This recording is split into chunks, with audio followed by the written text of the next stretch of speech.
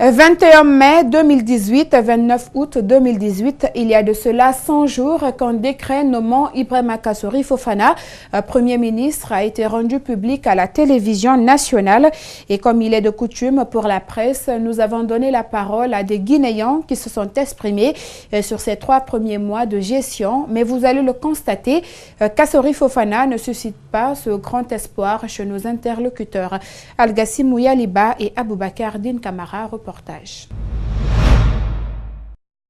En 3 mois de gestion, qu'est-ce qui a été fait et qu'est-ce qui reste à faire pour le 3e Premier ministre sous l'ère Alpha Condé? Voici entre autres les questions que nous avons posées à nos interlocuteurs. Et pour certains, Kassory Fofana a déçu. Il avait des engagements face à la population que lui-même n'a pas honorés, à savoir la lutte contre la corruption. Il avait aussi interdit les mamayas.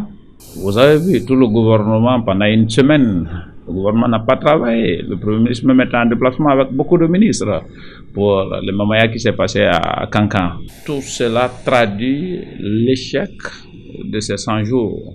D'un Kourouma à un autre, le constat reste le même. Je ne suis ni déçu ni satisfait. Pas satisfait parce que la situation du pays n'a pas bougé, rien n'a changé. Mais je ne suis pas déçu dans la mesure où je savais que rien n'allait changer. Qu'en pense ce spécialiste en finances publiques guinéennes? La lutte contre la corruption, le gouvernement a commencé, si j'ai dit le gouvernement du Premier ministre, a commencé vraiment avec beaucoup de courage en sanctionnant, en révoquant des directeurs.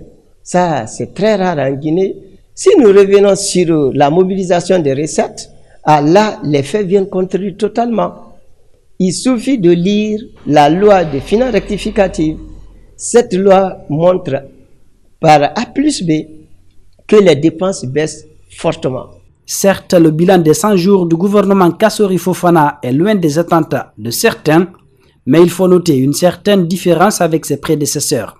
Le nouveau Premier ministre a prôné la fermeté pour gérer la dernière crise sociale née de l'augmentation du prix du carburant.